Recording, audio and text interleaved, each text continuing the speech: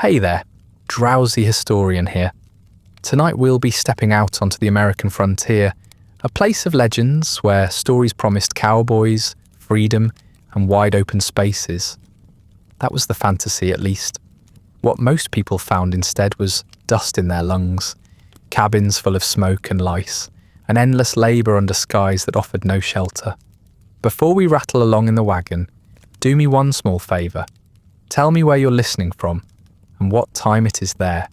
If you'd prefer these stories without ads, you can join the Patreon. It's linked in the description. And if you want the ultimate immersive experience, consider using a pair of wireless earbuds. They're comfortable, discreet, and designed so you can wear them even while sleeping.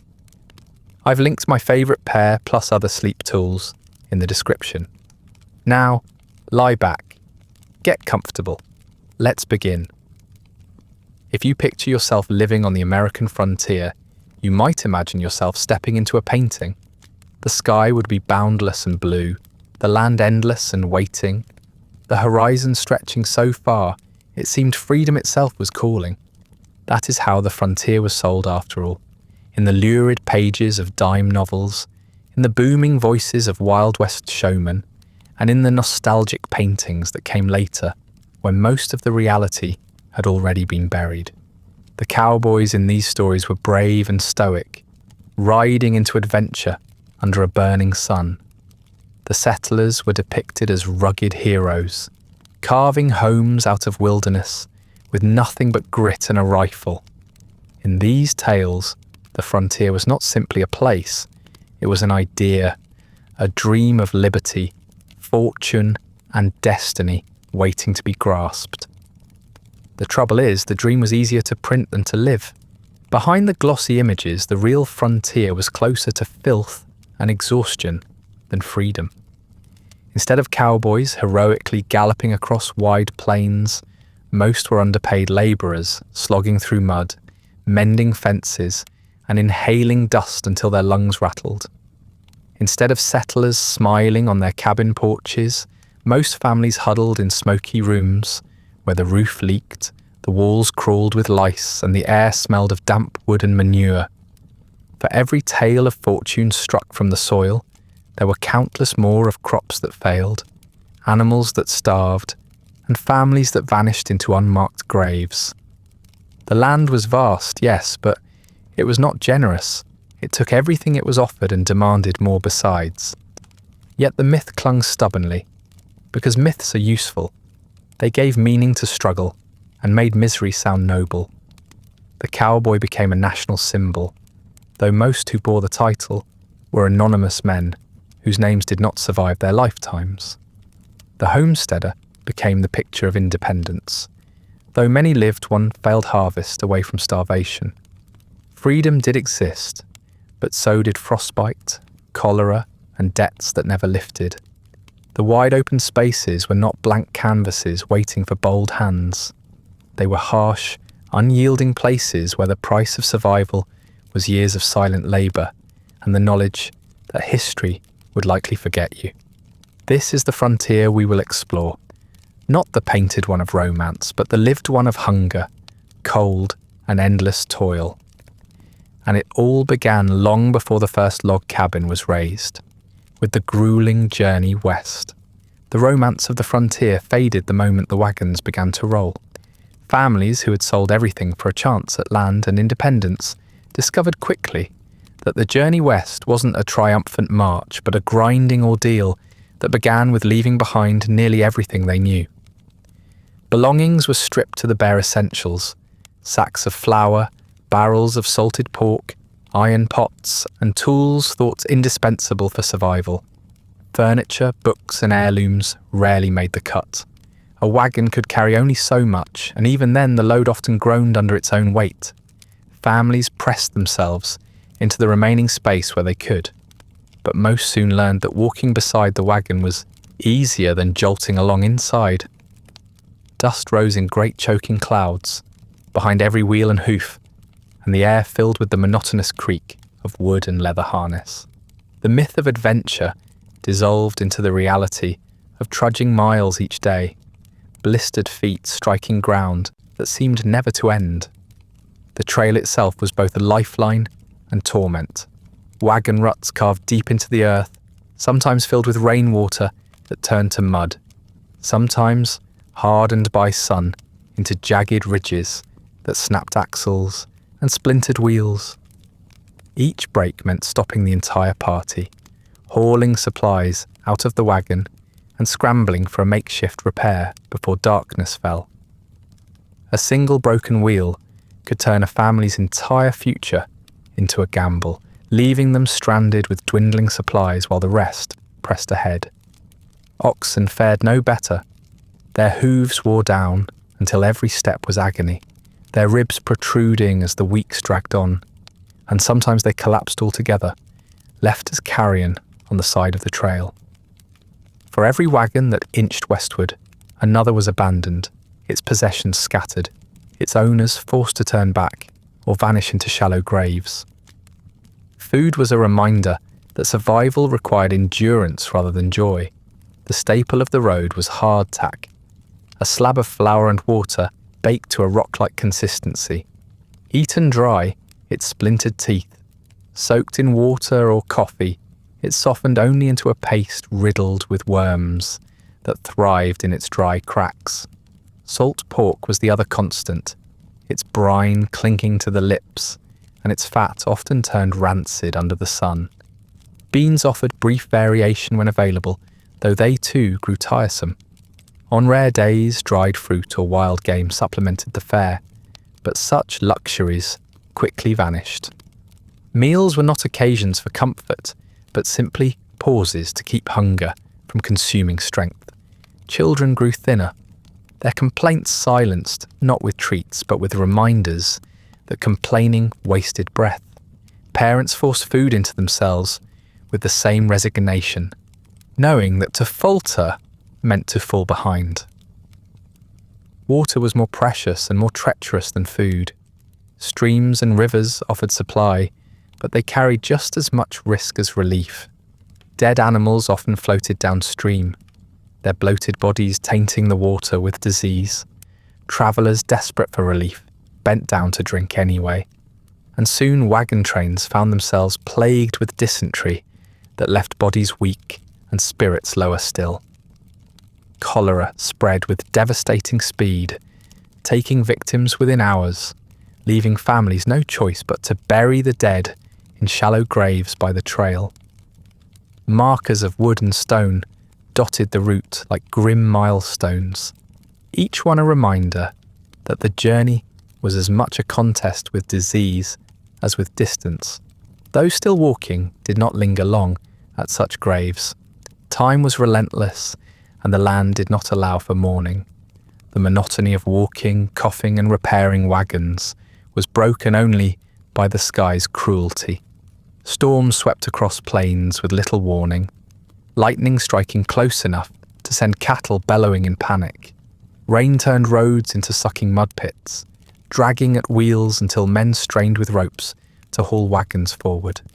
In summer, the sun pressed down without mercy, baking the earth into cracked clay, sucking the moisture from throats and leaving lips split and bleeding.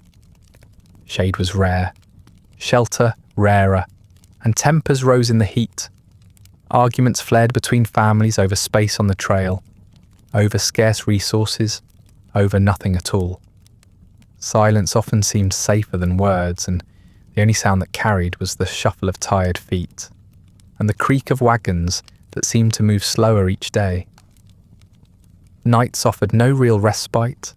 Camps were hasty, fires smoky, and bedding thin against the ground. The cries of infants pierced the stillness, their parents too weary to hush them. The wind pressed through thin tents or wagon covers, bringing cold even in seasons thought mild. Sleep was broken by coughing fits, the braying of livestock, or the uneasy knowledge that another dawn would mean rising to do it all again. For children, play quickly faded into labour. They fetched water, gathered wood, and held lanterns for repairs. For adults, exhaustion became a permanent companion, a weight that dulled thought and made every mile seem heavier. The trail was littered with reminders of those who failed to continue, Abandoned wagons leaned into the dirt, their contents scattered by scavengers, their wheels broken beyond repair. Oxen carcasses lay swollen under the sun, vultures circling overhead. Graves appeared at regular intervals, shallow and hurried, often marked with nothing more than a name scratched into wood. Some were left unmarked altogether, swallowed quickly by the land. These silent markers spoke louder than any dime novel. The frontier was not waiting with open arms, but testing every traveller, discarding the weak and grinding the strong down until they too faltered.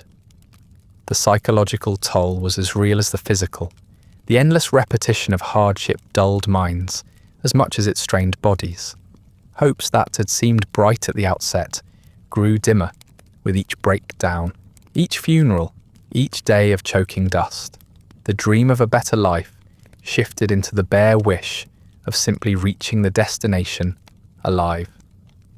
Mothers measured their family's survival in terms of how many mouths still ate at night. Fathers wore the burden of decisions that could not be reversed, each step westward, binding them more tightly to a gamble that no longer seemed winnable. Children grew older in weeks, their faces carrying lines of weariness far beyond their years. The myth of freedom still hovered on the horizon, but it was blurred by fatigue, illness, and despair. And yet they kept moving, because the trail allowed no alternative. To stop was to be swallowed, whether by sickness, starvation, or abandonment. The wagons groaned on, the oxen pulled until collapse, and the families trudged through dust and mud, with their eyes fixed on a horizon that never seemed closer. The dream that had lured them from their homes was still just out of reach, dangling beyond their blistered feet, sustained by desperation as much as hope. Each mile was purchased with sweat, blood, and grief, and each mile left them with less than before. Reaching the end of the trail was no guarantee of relief. If the weeks or months of trudging west had left you ragged and thin, the land you finally claimed did not welcome you with comfort or ease. It greeted you with silence and emptiness. The horizon stretched open, raw and exposed, and the patch of ground you chose as your own looked no different from the thousands of others around it. There were no fences, no roads, no neighbours close enough to lend a hand. Just grass, dust or scrub waiting for you to bend it into a shape that resembled life. After the misery of the road, you might have expected the sight of your destination to lift your spirits, but more often it sank them. The realization dawned that the hardest part was only beginning. The first task was shelter, and the options were dictated not by comfort, but by whatever the land grudgingly offered. On wooded plots you hacked trees until your hands blistered, the thud of axe against trunk echoing across the emptiness. Each log was dragged, trimmed, and stacked into crude walls. The gaps between them were stuffed with mud, straw, or whatever mixture could be pounded into the cracks. Though the wind always found its way back through, on the treeless plains, families had little choice but to dig into the ground itself. Sod houses were cut from the prairie in heavy blocks, stacked into walls, and roofed with more sod laid over timber, if it could be found. The result was something that looked less like a home than a damp cave disguised as a house, its walls alive with bugs that wriggled free the moment the sun warmed the earth. Inside, the air was close and smoky. Cabins lacked chimneys, at least, at first, so fires burned in makeshift hearths, their smoke curling through the room until it seeped out of the cracks in the roof, or simply hung there for the family to breathe. Eyes watered, lungs rasped, and the smell clung to everything. Clothes, bedding, and food alike. Sod houses trapped not only smoke, but moisture. Rain seeped down through roofs, dripping steadily onto bedding, tables, and heads. In summer, the walls sweated with damp, giving mould a constant foothold. In winter, frost crept across the inside of the walls, making the line between indoors and outdoors feel like a technicality. Families slept in clothes stiff with smoke and damp, pressed together against the cold, breathing clouds that hung in the air long after the fire burned low. Vermin claimed the space as confidently as people did. Lice spread quickly through bedding that could not be properly washed, leaving skin raw from constant scratching. Fleas thrived in the straw mattresses and clothing that was rarely changed. Mice scurried across rafters at night, nibbling at whatever food was left uncovered. In sod houses, snakes sometimes slid between the earthen walls, their movements silent until a sudden hiss betrayed their presence near a sleeping child. Insects bred in every crevice, ants that bit, beetles that chewed, and clouds of mosquitoes that whined through the night, leaving arms and faces covered in swollen welts by morning. There was no barrier strong enough to keep them all out, only a constant battle fought with rags, smoke, and resignation. The seasons made sure that misery never stayed the same for long. In summer, cabins and sod houses turned into ovens, trapping heat until the air was thick and stifling. Families sweated through clothing that clung to their backs, thirsting for water that was never cool and rarely clean. Flies swarmed over every surface, landing on food and skin without pause, their buzzing a constant irritation. In winter, the pendulum swung the other way. The cold pressed through every gap, no matter how carefully sealed, and fires devoured wood faster than it could be chopped. Frost formed on blankets, and water froze in pails set near the hearth. Families huddled under whatever layers they had, their breath fogging in the dim light, children shivering as the night stretched endlessly on. The simple act of staying alive became the central occupation, every day reduced to the question of whether fuel, food, and bodies could last until the next thaw. These shelters were meant to symbolize permanence, but they often felt as precarious as the wagons that had carried families west. Roofs sagged under heavy rains or collapsed under snow. Logs shifted and split, sod blocks crumbled and fell, and every repair demanded time that could not be spared from other pressing needs. The idea of a sturdy homestead, the kind depicted in engravings and paintings, was mostly fiction. What you had in those first months was a structure that kept out part of the wind, delayed the worst of the weather, and reminded you that you were stuck between wilderness and civilization with the barest scrap of protection. The psychological weight of these dwellings was as heavy as the physical discomfort. In the stories told back east, cabins stood as proud symbols of determination and progress. In reality, they often felt more like traps. The smoke, the damp, the scuttling of unseen pests in the night. These were not the hallmarks of triumph, but of compromise. Families who had envisioned themselves as pioneers breaking new ground now sat in gloom, coughing against soot or watching rain drip through the roof onto their beds. Each gust of wind that whistled through the cracks was a reminder that the wilderness outside was not truly held at bay, only paused at the threshold. For women, the house became both refuge and prison. The work of cooking, cleaning, and tending children unfolded within those dim walls, the tasks unending and the air foul with smoke and damp. The smell of salted meat boiling over the hearth mingled with the stench of wet earth and unwashed clothing, creating an atmosphere as oppressive as the physical labour. Men escaped into the open to chop wood or tend to animals, but women's daily world was often confined to those few cramped, vermin-infested feet of space. Children, too, felt the press of confinement, their play limited by walls that were too thin to hold in noise but too strong to escape without chores to occupy them. The irony of the situation was not lost on anyone who had clung to the vision of the frontier as a place of freedom. The open land stretched boundless just beyond the walls, yet the interior of the home felt smaller and meaner than anything left behind in the east. There was room to roam, but little energy or safety to do so. Freedom existed only in the abstract, while the practical reality was smoke in the lungs, damp on the walls, and vermin in the bedding. Dreams of independence were weighed against the daily humiliation of living in conditions that seemed to mock every promise that had lured families west. The walls of a house offered little more than a pause from the elements, and inside them there was no such thing as leisure. The moment dawn crept through the cracks in the roof, work began, and it did not end until darkness made it impossible to continue.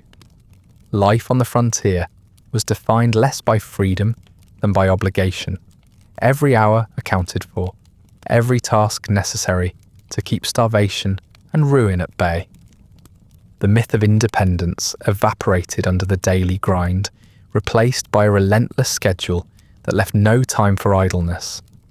If you wanted to survive the seasons, you worked. And if you stopped, even briefly, you risked losing what little you had. For men, the work was constant and heavy.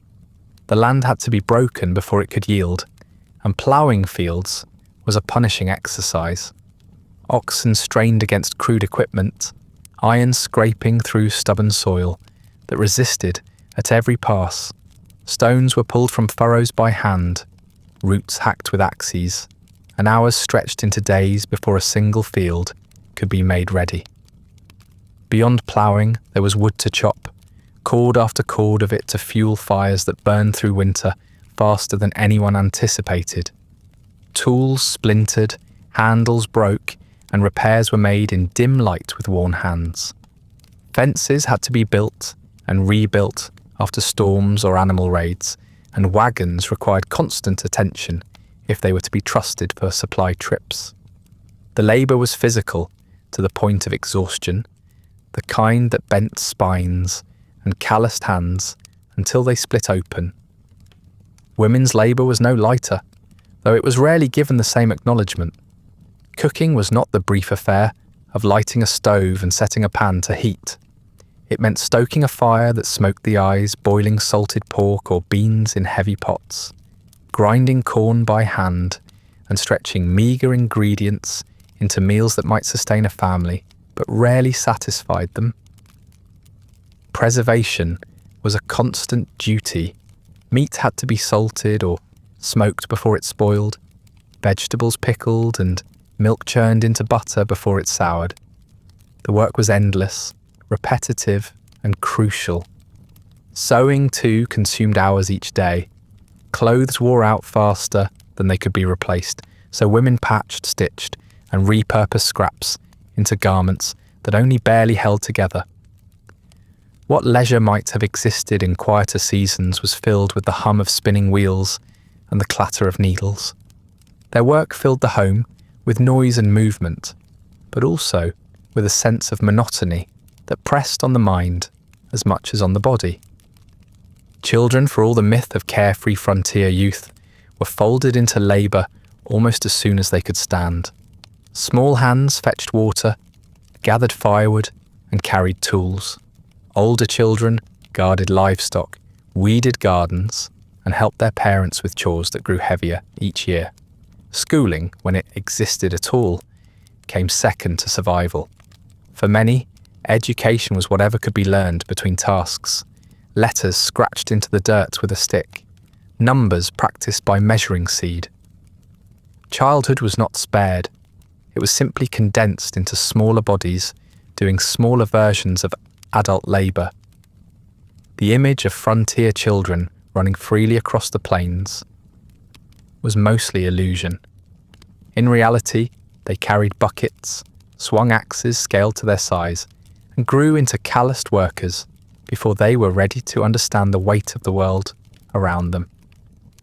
The rhythm of labour was dictated by the seasons, and the seasons offered no rest.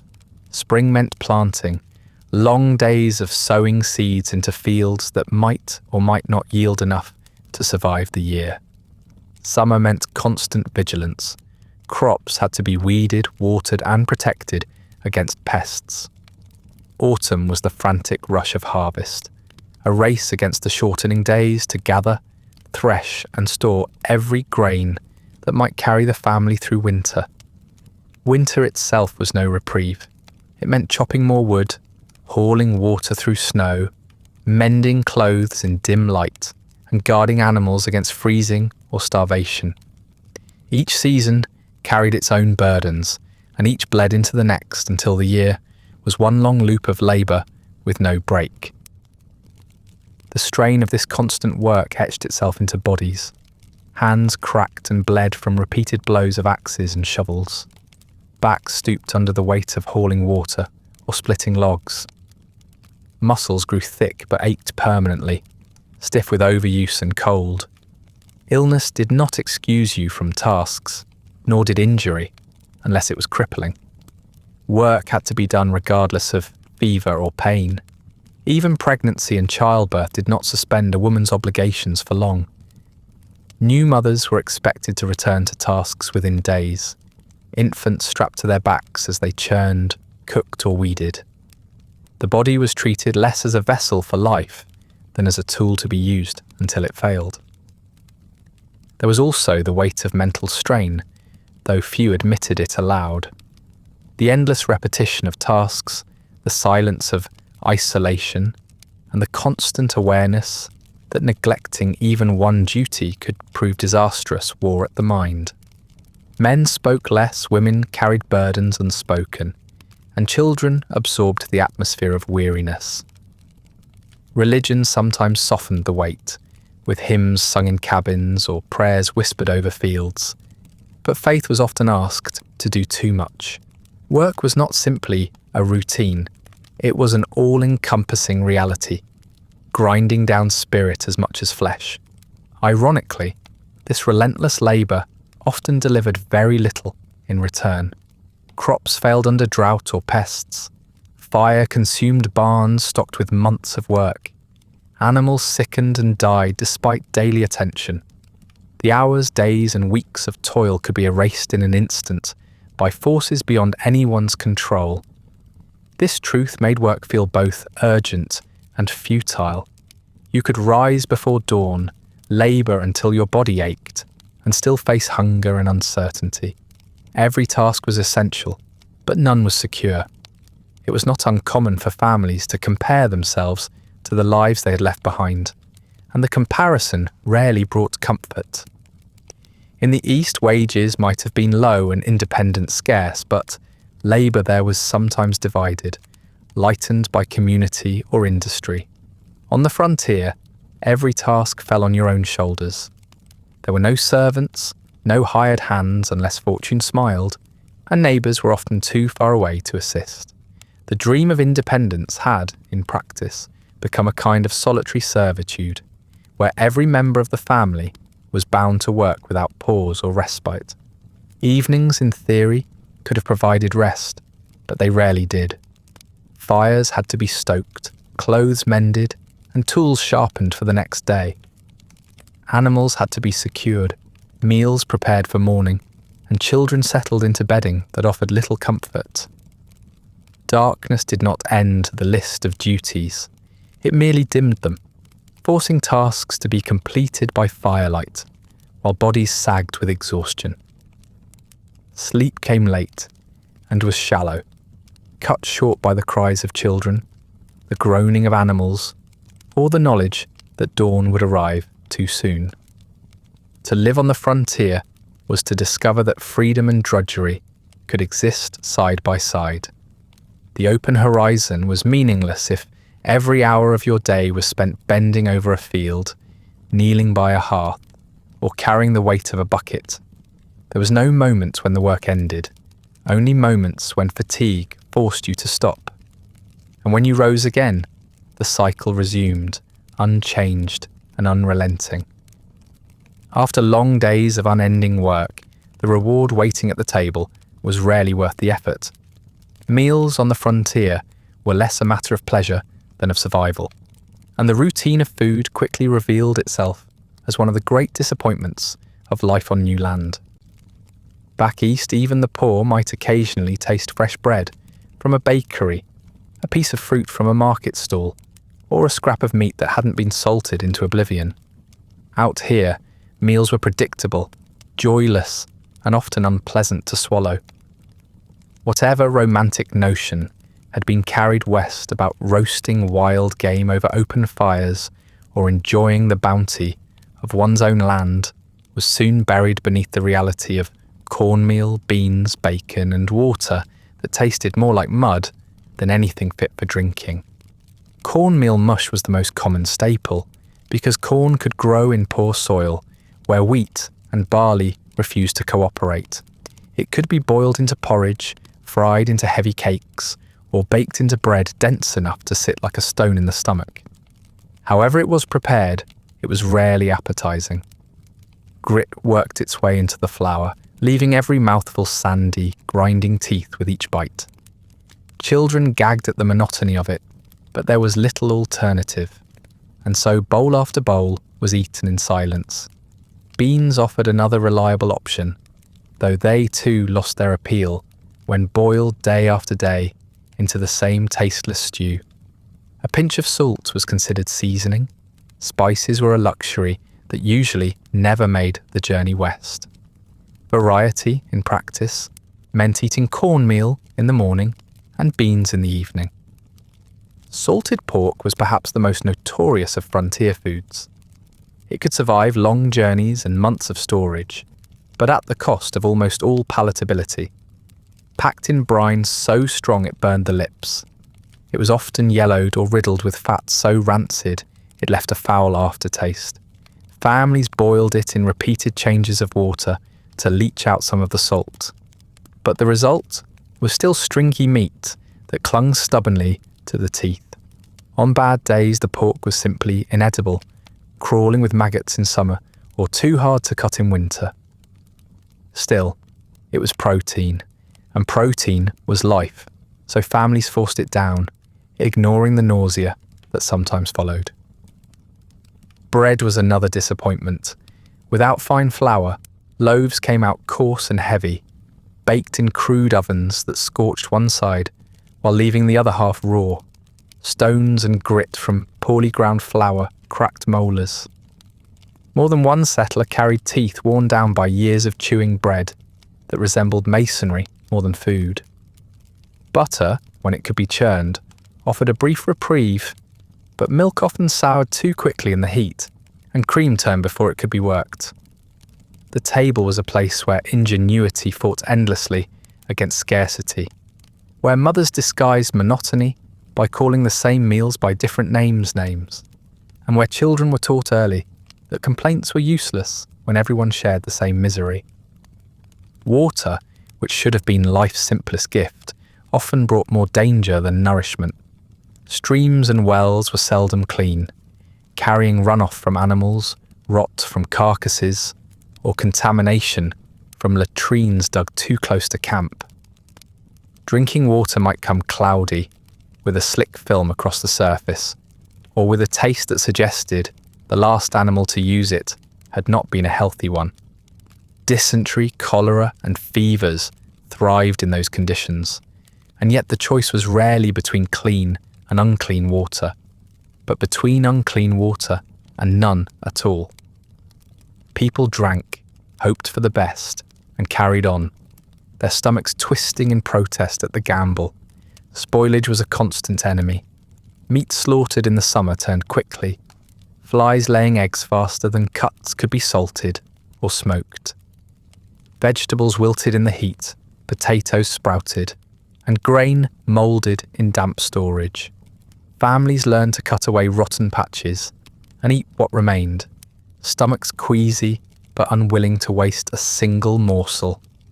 Insects invaded supplies relentlessly, weevils chewing through sacks of flour, mice gnawing holes into barrels, and ants crawling across whatever was left uncovered.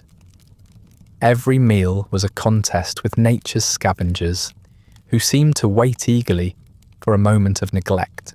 Nothing was secure, and waste was unthinkable.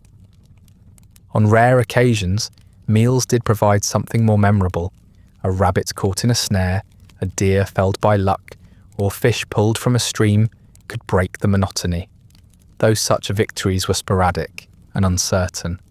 Wild fruits, when found, offered bursts of sweetness, that seemed almost miraculous after months of bland fare. Yet these moments were fleeting, and the memory of them often made the return to beans and cornmeal all the more dispiriting. Some settlers clung to family recipes, trying to recreate a sense of the homes they had left behind. But spices and sugar were rarely at hand, and improvisation often yielded little more than variations on the same meagre theme. The irony was that meals consumed an enormous amount of labour, despite offering so little satisfaction. Fires had to be stoked, wood chopped, water hauled, and pots scrubbed free of soot before they could be reused. Ingredients had to be preserved constantly, checked, shifted, and rescued from spoilage when possible. The result of hours of work might be a single pot of beans that would be reheated until it was gone, each meal tasting worse than the last. To eat was to stay alive, but it was also to be reminded daily that survival demanded constant effort without any promise of comfort. Mealtimes themselves were rarely social occasions in the sense imagined later by nostalgic paintings of families gathered around a warm hearth. They were more often silent affairs, with heads bent over bowls and eyes heavy from fatigue. Conversation dwindled into muttered instructions or warnings about rationing. Children learned early that asking for more was a waste of breath, and parents stared at plates while calculating how long the remaining supplies might last. The table was not a place for warmth, but a reminder of scarcity, where every bite carried the knowledge that tomorrow's meals were uncertain. For new arrivals, the contrast between expectations and reality was often sharp. Stories told of fertile land and abundant game had painted a picture of plenty, where settlers would feast on roasted meats and fresh harvests. The truth was a diet that resembled prison rations more than pastoral bounty. Visitors from the east who encountered frontier meals often recoiled, their expressions betraying a shock that locals had long since numbed themselves against. Settlers did not eat for pleasure, they ate because they had no other choice, forcing the food past gritted teeth in the hope of lasting another day. The body bore the evidence of this diet. Malnutrition hollowed cheeks, stunted growth, and left immune systems weakened against disease. Salted meat caused dehydration. Corn-heavy diets brought deficiencies, and unsafe water carried sickness. Teeth cracked, gums bled, and bellies ached with the strain of consuming meals designed to last, not to nourish. Energy was scarce, but work remained constant, forcing bodies to labour while underfed and undernourished. The frontier dream did not fill stomachs, it emptied them, replacing hope with the gnaw of hunger that never truly left. And yet for all the misery, food was still clung to as a marker of life. Families gathered around pots not because the contents were desirable, but because the act of sharing them confirmed that they were still together, still holding on. A scrap of salted pork or a heel of coarse bread became a symbol of perseverance. Complaints might be silenced, but the quiet chewing carried its own grim solidarity. Each bite, however unpleasant, was another act of defiance against the land's indifference. Food was never enough to guarantee survival because the land itself remained an enemy. Even when cupboards were stocked and fields were planted, the weather had its own brutal way of stripping a family down to nothing. Nature on the frontier was not a distant backdrop, but an unpredictable, merciless neighbour, one that barged in uninvited and left ruin in its wake. If you imagined the skies above as a silent canvas, you quickly learned that the horizon could turn from clear to catastrophic in an instant, and no amount of labour could hold it back. Winter was the most feared season, and for good reason. Blizzards arrived suddenly, clouds rolling across the plains faster than anyone could react, and within minutes the world turned white. Families who ventured outside to tend animals or fetch water sometimes vanished within steps of their own doors, disoriented in the whirling snow. Stories circulated of fathers found frozen yards away from their homes, buckets still clutched in their hands, their faces locked in expressions of confusion rather than fear. Inside, families huddled together as walls groaned under the weight of snowdrifts, the air filled with the creak of timbers and the moan of wind. Fires burned down to embers faster than wood could be carried in, and sometimes even the woodpile was lost, buried under ice. When storms lasted days, families learned the particular misery of melting snow to drink, their lips cracking from the cold, their stomachs empty, their eyes staring at walls rimmed with frost. As soon as winter loosened its grip, summer presented the opposite threat. Drought stretched across entire seasons, cracking the earth until fields resembled shattered pottery. Crops withered despite every effort, stalks standing brittle and brown against skies that refused to rain. Wells ran dry, streams shrank to trickles, and animals bawled with thirst until they collapsed in the dust. The air shimmered with heat, flies swarmed in thick black clouds, and families felt their strength evaporate as quickly as sweat off their brows. To watch a year's worth of ploughing, planting, and weeding curl into dust was to confront the futility of every hope carried west. If drought starved, prairie fires devoured. A spark carried by the wind, a bolt of lightning striking dry grass, or even the careless ember from a campfire could ignite miles of tinder in moments. Flames roared faster than people or animals could outrun, devouring fields, fences, barns, and houses alike. Families sometimes dug into the earth or pressed themselves against streams, praying the fire would leap over them as it tore through everything else. Survivors described the sound as a freight train, a roar that drowned every other noise, and the smell of smoke that clung to hair and clothing long after the flames had passed. Whatever remained was blackened ruin, fields reduced to ash, animals gone, tools twisted from the heat. There was no insurance, no safety net, only the task of starting again with nothing.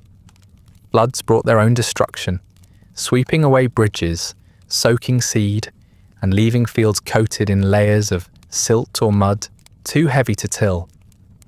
Rivers overflowed, sometimes rising silently in the night, until cabins stood in water that soaked bedding, ruined food stores, and carried filth into every corner. Families climbed into lofts or onto roofs, clutching children and whatever possessions they could salvage, watching helplessly as years of work floated past. Even after the waters receded, the aftermath was grim. Spoiled food, disease bred in the damp, and soil stripped of what little fertility it once had.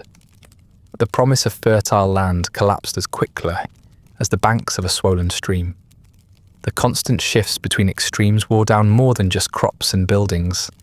Families lived with the permanent anxiety that everything they had built could vanish in an hour.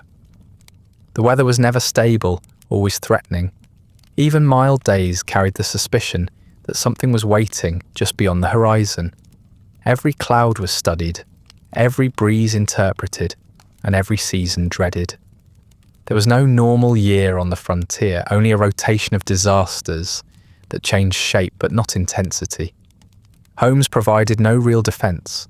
Log walls cracked in the frost, sod roofs leaked in storms, and fires burned faster than wood could be carried in.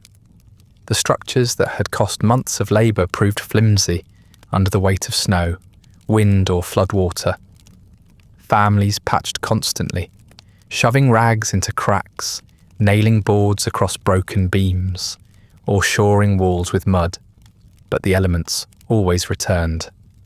The home might have marked a line between inside and outside, but that line blurred when wind drove snow through gaps, rain dripped onto bedding, or smoke refused to escape.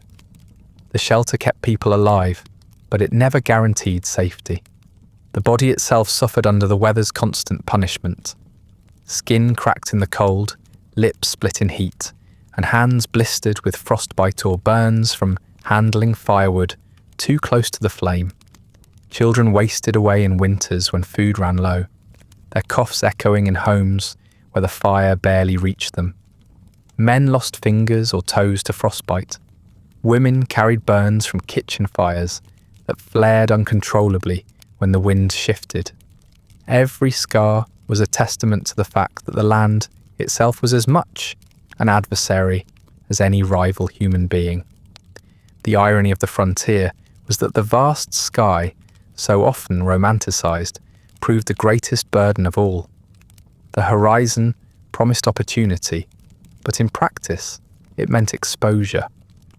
The endless openness left families with no shelter from the whims of nature, no mountain walls to shield them, no deep forests to break the wind.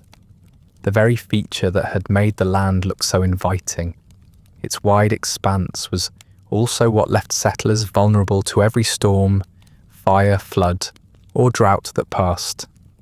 Independence looked a great deal like standing alone against the sky and discovering that the sky was not kind.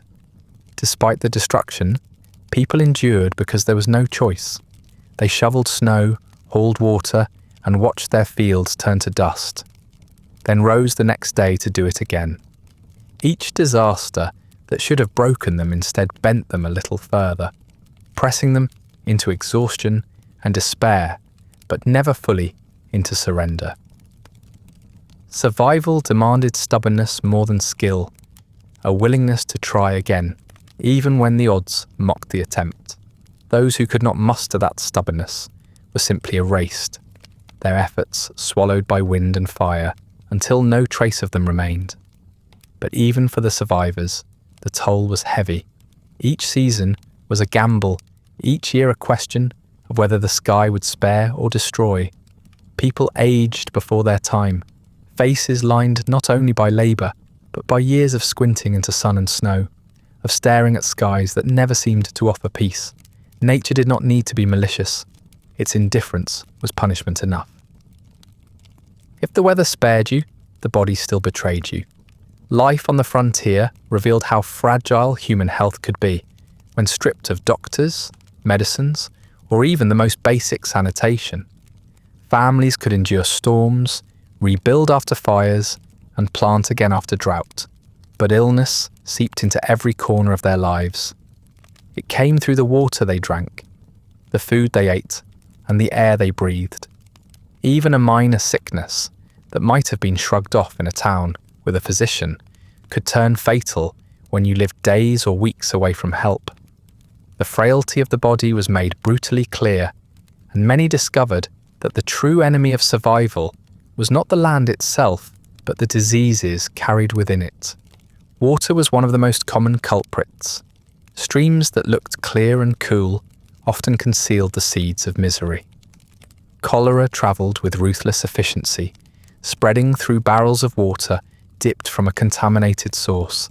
The first signs were sudden cramps, nausea, and a desperate thirst that no amount of drinking could quench. Within hours, victims were doubled over in agony, their bodies purged of strength faster than they could be nursed.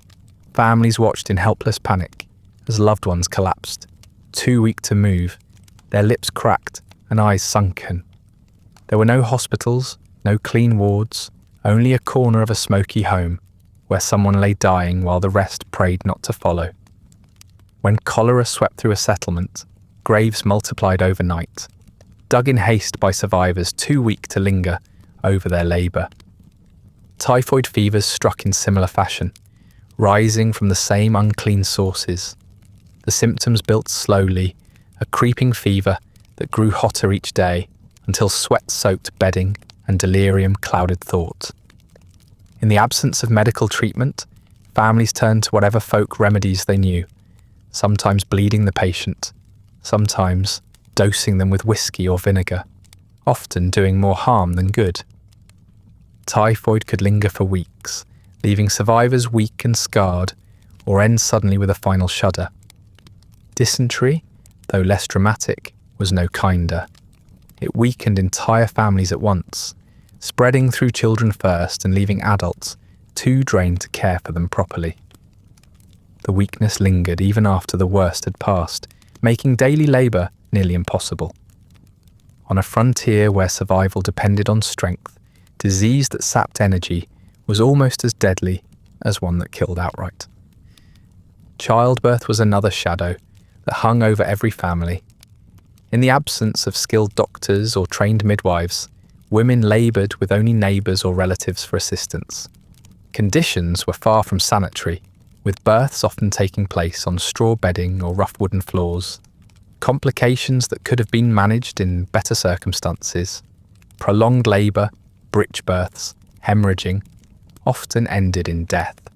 Mothers sometimes bled out within hours, their infants left to be raised by older siblings or passed among relatives. Others lingered in fevers caused by infections contracted during delivery, their bodies unable to fight without antibiotics that did not yet exist. The frontier myth of sturdy pioneer mothers concealed the reality that childbirth was one of the most dangerous undertakings of a woman's life. Every new child was a gamble, with odds often cruelly against the mother.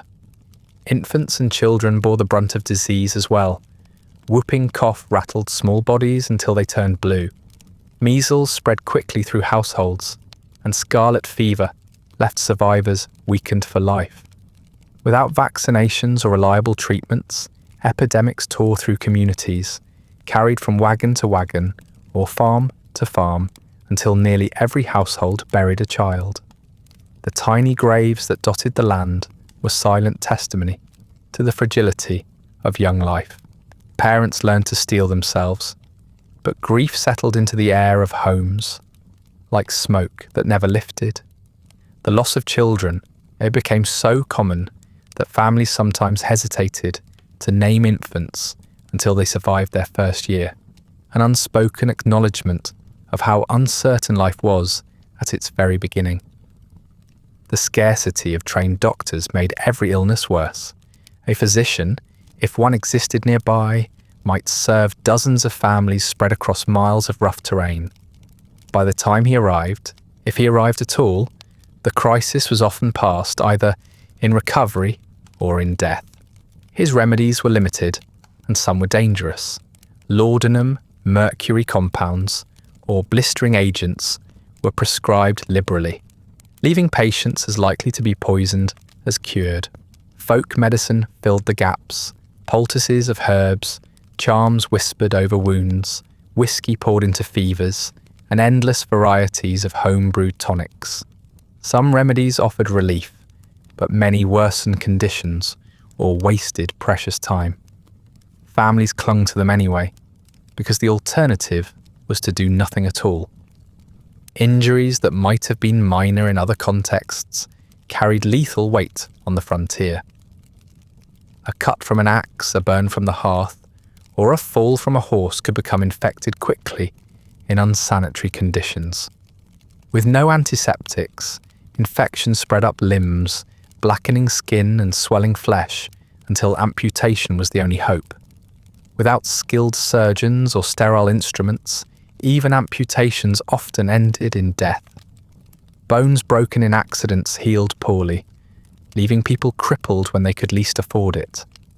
The land tolerated no weakness, yet injury and illness were constant reminders of human vulnerability. Malnutrition worsened the impact of every ailment. Diets heavy on cornmeal and salt pork left bodies deficient in essential nutrients, weakening immune systems and slowing recovery. Teeth decayed or cracked under the strain of gritty bread, and gums bled from lack of vitamins. Children failed to grow properly, their bones thin and their bodies frail. Exhaustion set in more quickly, making even mild fevers feel overwhelming. In this way, food and health were bound together, each misery amplifying the other, each ensuring that survival was never secure. The psychological toll of constant illness was profound. Families lived with the knowledge that a cough could become fatal, that childbirth could claim a mother, that a sip of water could deliver cholera. Grief became a familiar companion, as every household carried memories of bodies buried too soon. The myth of rugged independence faltered against the reality of neighbours gathering to mourn yet another loss. People pressed on because they had no choice, but the weight of repeated sickness and death hollowed out the spirit as surely as it weakened the body. Still, life continued, because it had to. Families buried their dead, scrubbed their homes, and clung to whatever fragments of health remained. Survivors carried scars, both visible and invisible, but they endured in the hope that tomorrow might bring a reprieve. Illness never fully left the frontier. It simply ebbed and flowed, a shadow that stretched over every home, every season, and every family. And yet, even if disease loosened its grip for a time, the world outside still pressed in with its own hazards. The land itself was alive, and not in a way that welcomed human settlement. Every step outside meant confronting threats that slithered, crawled, swarmed, or stalked. If the frontier demanded endless labour indoors, it demanded constant vigilance outdoors, for nature resisted intrusion at every turn. The dangers outside were not limited to one season or one species. They shifted with the calendar, each month carrying a new pest or predator ready to claim what fragile security a family had carved out. Snakes were a frequent menace, especially on the plains, where sod houses were dug straight into the earth. Rattlesnakes found their way through cracks in the walls, or coiled in tall grasses where children played. Their rattle was as much a warning as a curse. By the time you heard it, you were often too close. Bites were swift, swelling flesh and blackening skin within hours. Without reliable medical care, victims were left to chance, the bite either resisted by the body or claiming it. Families kept careful eyes on the ground, but no vigilance could entirely prevent accidents. Many a settler carried the memory of a neighbour or child taken down by a sudden strike, the sound of the rattle echoing long after the grave had been filled. Wolves prowled the edges of settlements, their howls rising in the night and carrying through the cold air. Alone, a wolf might keep its distance, but in packs they grew bold. Livestock was their primary target, and settlers woke to find sheep torn apart or calves dragged off into the darkness. In lean seasons, wolves drew closer still, circling homes and testing doors left unlatched. Families sat by smoky fires, with rifles across their knees, ears straining for the crunch of paws in the snow outside. A single wolf was fearsome enough, but the thought of a pack descending upon a home was enough to keep entire households awake long into the night. The myth of the noble wilderness predator was hard to reconcile with the reality of clawed corpses left strewn across pastures. Insects, however, proved the most relentless foe, arriving not in packs but in armies. Summer brought mosquitoes in suffocating swarms, whining in ears and biting until arms and legs swelled with red welts. They carried fevers that left bodies aching and restless, and their constant presence made even the simplest outdoor chore a misery. Flies followed livestock and people alike, swarming over sweat and waste, spreading filth from one surface to another. Grasshoppers arrived in numbers so vast they darkened the sky, devouring crops in a single afternoon and leaving fields stripped bare. Families who had spent months labouring over their plants stood helpless as the insects reduced everything to stubble, the sound of chewing filling the air like a cruel chorus. Each season carried its own tormentor, and each left behind scars on both land and spirit. Livestock, the foundation of many families' survival, was not only prey for predators, but also vulnerable to disease. Cattle caught fevers that spread quickly through herds. Hogs died in droves from ailments no one fully understood, and chickens keeled over in the heat or from unseen infections. Veterinary knowledge was limited, and remedies were improvised with herbs, smoke, or crude poultices. Often animals simply died, their carcasses hauled away to prevent further spread. The loss of a cow meant not only the end of fresh milk, but also the collapse of a crucial investment. Horses, vital for travel and work, were struck down by lameness or accidents, and families without them were left nearly immobile. Each animal represented months of labour, and each loss carried the sting of both economic and emotional devastation. The frontier demanded a constant balancing act between defending what you had and conserving the strength to keep working. Every trip outdoors carried an element of risk. Fetching water might mean surprising a snake coiled at the well. Gathering wood could lead to a confrontation with a wolf pack. Tending crops meant braving insects that bit as they stripped the plants. Livestock required attention daily, even in storms, which meant venturing into fields when lightning split the sky, or when snowdrifts rose taller than the fence posts. To live was to confront danger repeatedly, until the act of stepping outside became as fraught as facing illness inside. These natural dangers were often compounded by timing. A rattlesnake bite in summer might leave a family without its strongest worker during harvest. A wolf attack in winter could strip away the only source of meat when stores were already thin. An infestation of grasshoppers might not only destroy crops, but also breed disease among livestock, as droppings and carcasses fouled water. The dangers were never isolated events. They rippled outward, worsening the effects of hunger, illness, and exhaustion. Families learned to see each predator or swarm not as a singular threat, but as part of a wider assault from nature itself. The emotional weight of these dangers was immense. Nights were filled with the chorus of wolves, the whine of mosquitoes, and the rustle of unseen creatures outside the walls. Sleep was shallow, interrupted by the sounds of scratching at doors or wings beating against shutters. Children lay awake in fear of creatures slipping inside, while parents sat armed, listening for the moment when vigilance became action. The line between safety and vulnerability blurred constantly, eroded by the knowledge that nature pressed against the walls of the house at all times. Even in moments of quiet, anxiety lingered, for experience had taught settlers that silence often meant something was preparing to strike. Ironically, the very land that had been sold as an opportunity seemed determined to resist domestication. Settlers tried to fence fields, corral animals, and dig wells, but predators and pests found ways around every barrier. The wide plains and deep forests were not empty, but inhabited by creatures that had lived there long before, and they adapted more quickly than humans.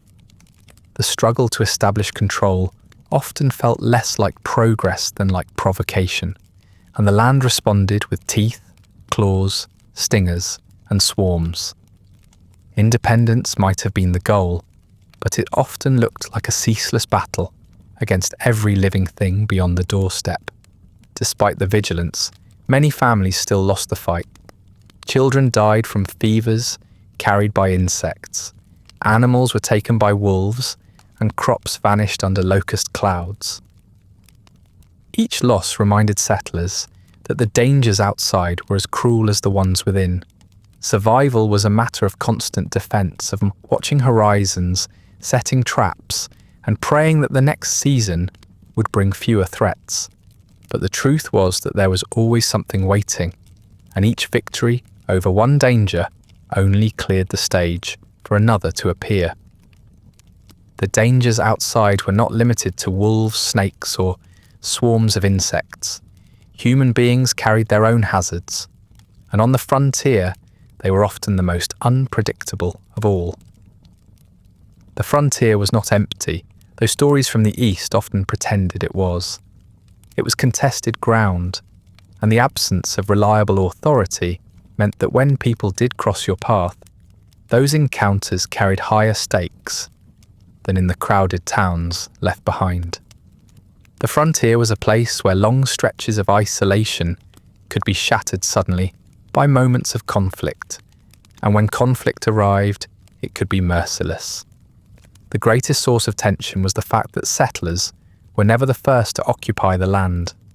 Native American tribes had lived, hunted, and traded there long before wagons carved ruts across the plains. Expansion pushed them further and further back, and violence often followed. Families on isolated farms lived with the constant unease that their homes might be targeted, whether as acts of reprisal or as a struggle to reclaim land taken from them.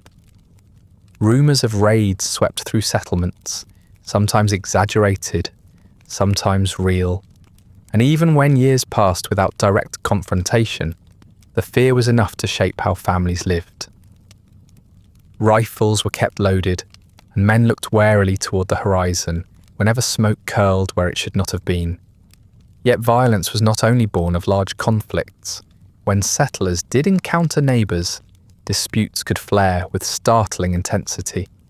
Land boundaries were rarely clear, and what looked like open ground to one family could be claimed by another.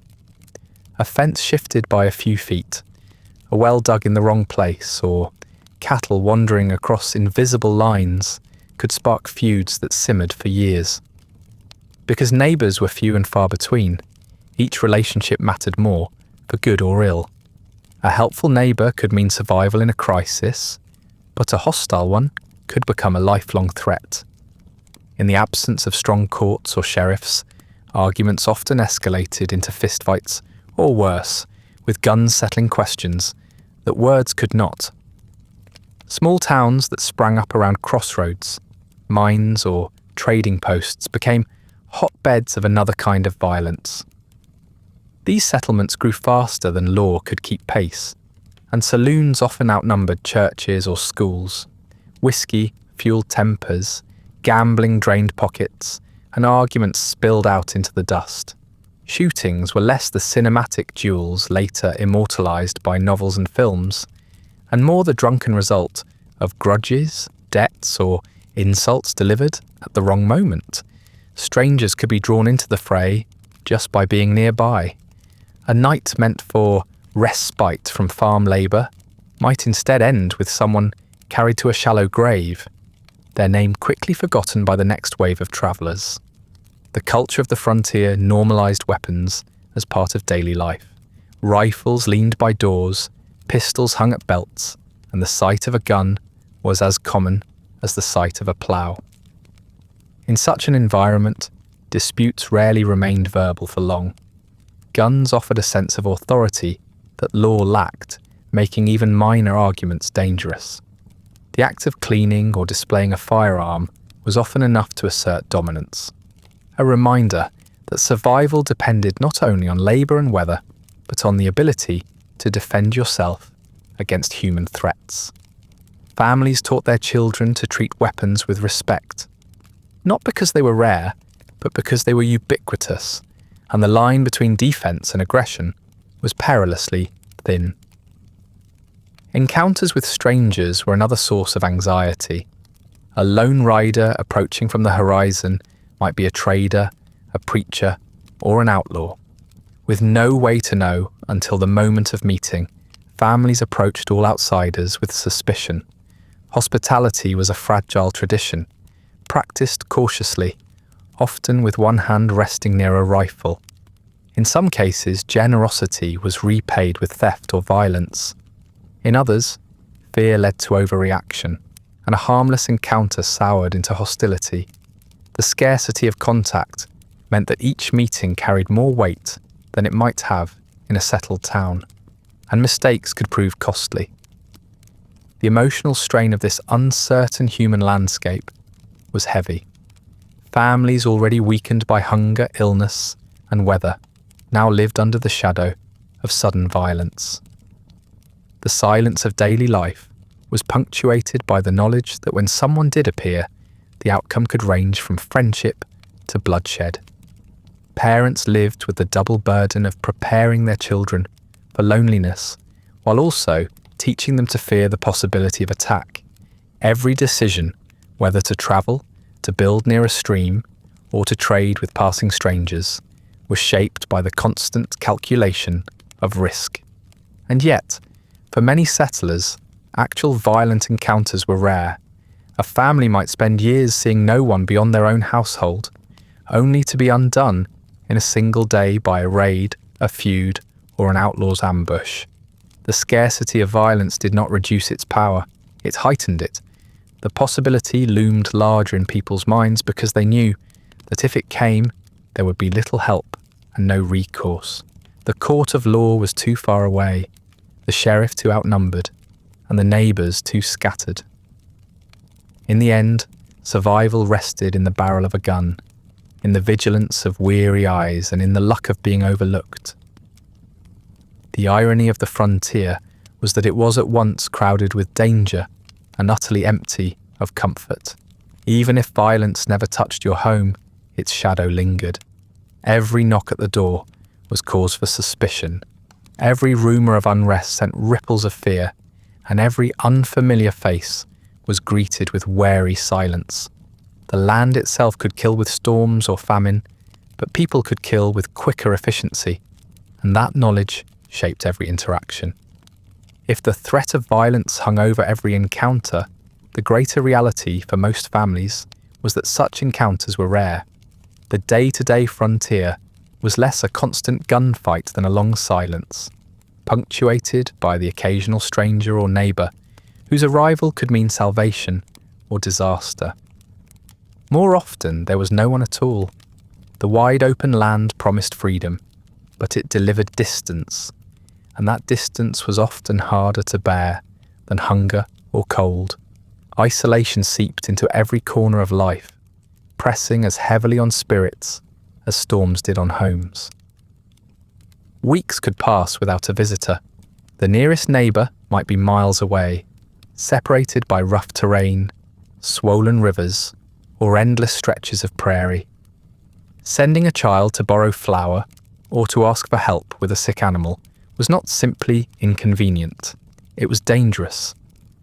Journeys of that length were planned like expeditions, and so most families stayed where they were, locked inside their own circles of labour and silence. The absence of community made every household its own island, adrift in an ocean of grass or dust.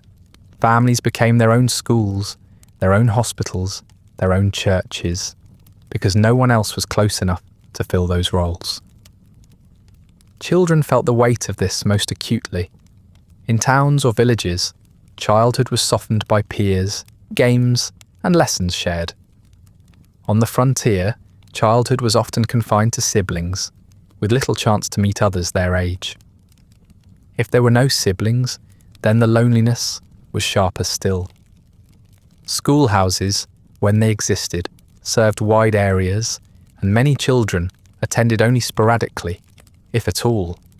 Books were scarce, teachers scarcer, and time for study rarer still. A child's world narrowed to the farm or homestead, the horizon more of a barrier than an invitation. They grew quickly into workers, their hands calloused as soon as they could hold a tool, their voices quiet from lack of conversation beyond the family.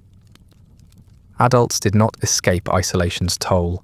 Men trudged out into fields at dawn, ploughing, chopping, or tending livestock, often in silence that stretched for hours. The only sound the scrape of a blade or the grunt of an ox.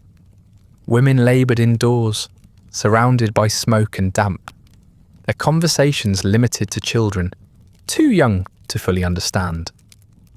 In the absence of friends, relatives, or community gatherings, the days blurred. Marriages strained under the pressure of constant work and constant proximity, with no neighbours to vent to, no church socials to break the monotony, no escape from each other's exhaustion. Silence rather than violence became the constant presence. Winter amplified this emptiness. When snow blocked trails and storms sealed families inside for weeks, the world shrank further still. The silence outside was vast and suffocating, broken only by the wind clawing at doors and the moan of timbers under drifts of ice. Inside, the air was filled with the sound of coughing, the hiss of damp wood on the fire, and the endless scratch of needles or knives on daily chores. Conversation dwindled to instructions and muttered complaints, each voice muffled by the cold and by weariness.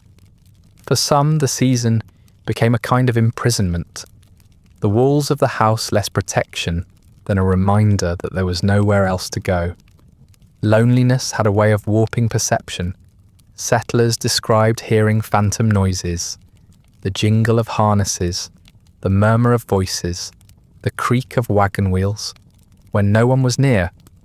Others spoke of moods that sank so low they could barely rise from bed, though work still demanded their bodies.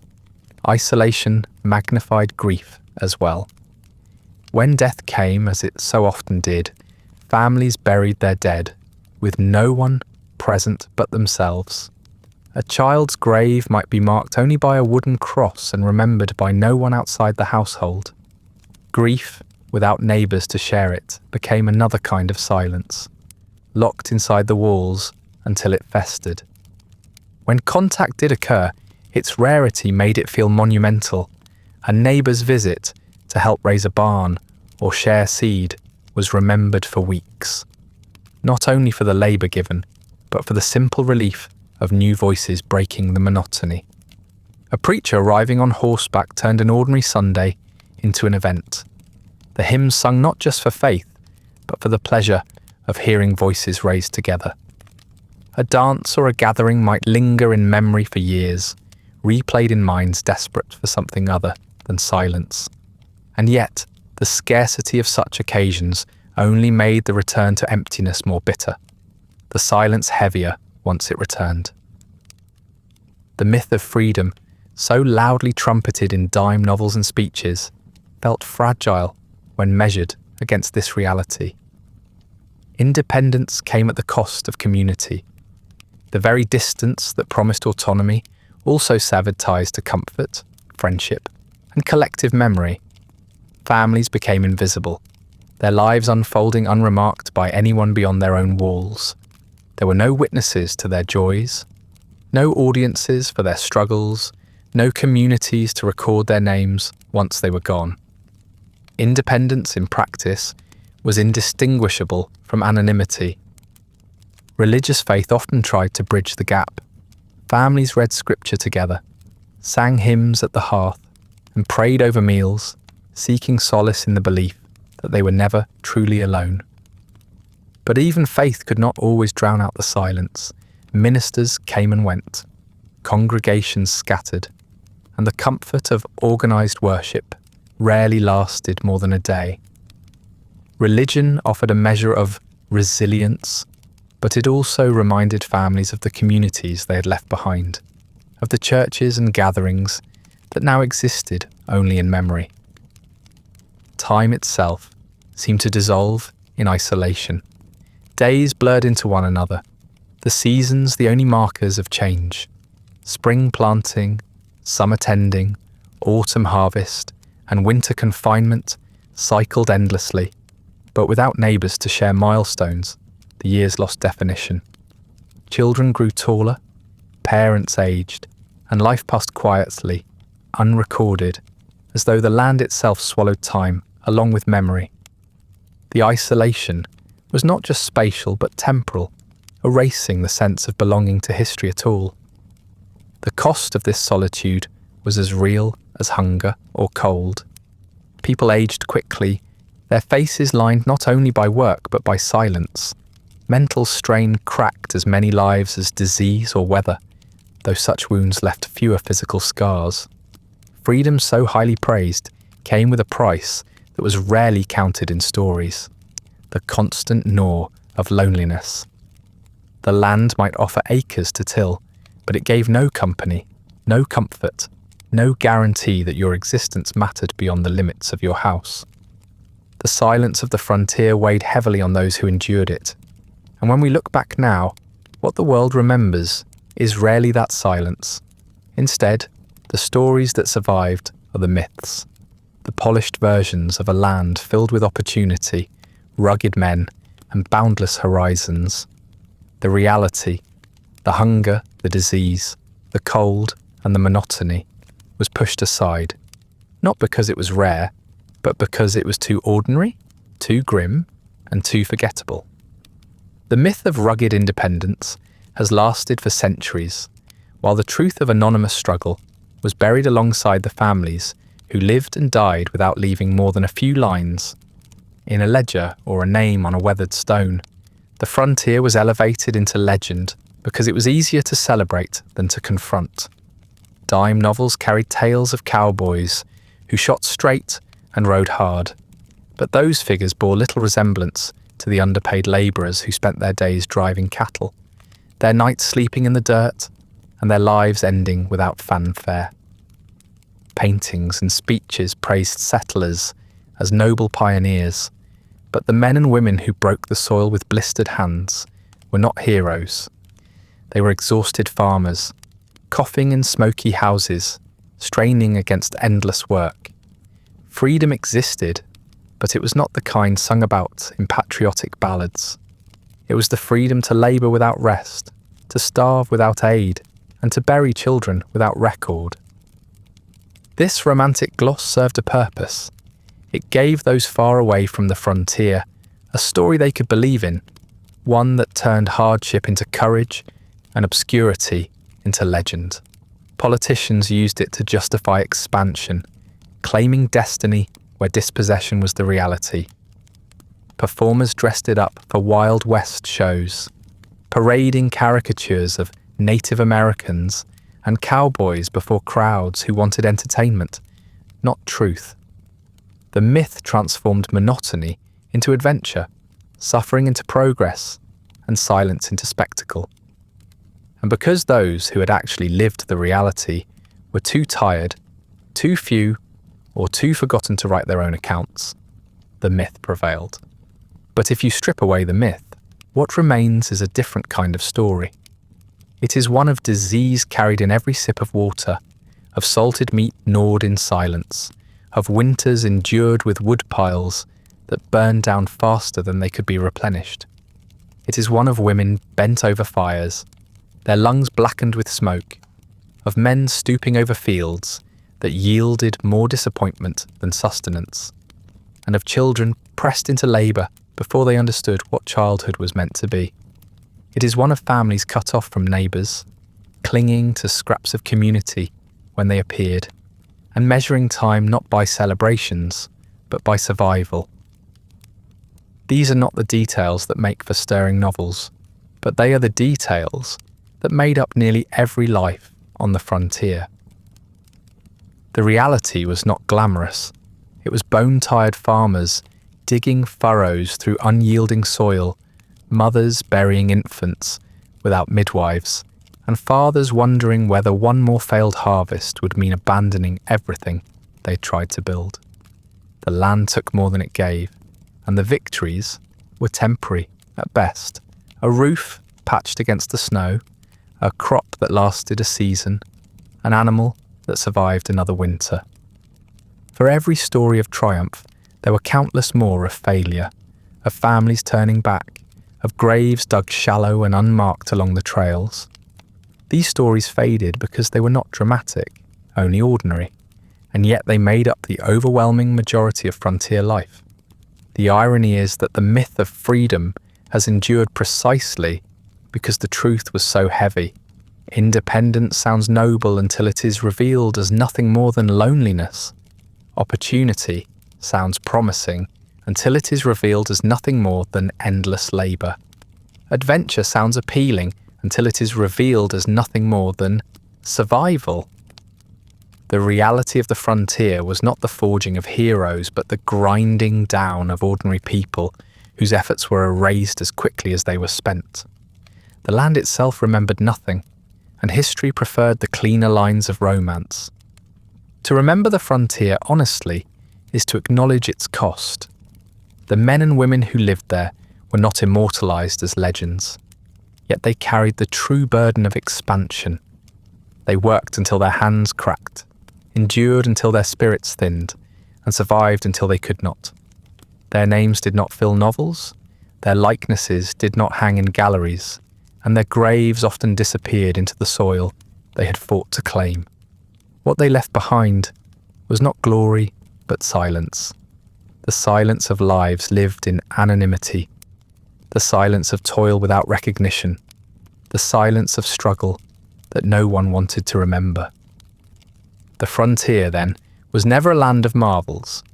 It was a place where opportunity came in the form of acres of unforgiving soil, where freedom meant the absence of support, and where survival was a daily negotiation with hunger, cold, disease, and despair. For every figure who became part of the myth, there were thousands who laboured without witness, whose only audience was the horizon itself. Their legacy is not in the romantic tales that survived, but in the quiet truth that expansion was built on backs that bent, hands that bled, and voices that went unheard. History remembers the myth of rugged independence, but most who lived it were lost. Their struggles unrecorded, their hardships folded into silence. The frontier was not the stage of legends, but the graveyard of ordinary lives where the opportunity so loudly promised often turned out to be nothing more than the freedom to starve, to freeze, or to vanish without trace. And that brings us to the end of our weary walk across the American frontier, a world less of freedom and fortune than of smoke-filled homes, endless labour, and silence broken only by storms or the howl of wolves. Feel free to like, subscribe, or leave a comment with another forgotten corner of history you'd like explored next. If you'd like early access to more of these quiet descents into forgotten history, ad-free audio of the episodes, or just want to support the show, there's a link to the Patreon in the description. If you're listening on a podcast app, a rating or review helps more people find their way to these stories. And special thanks to the supporters who make this show possible, including our chroniclers Andrew S. and Rich Davis. Sleep well.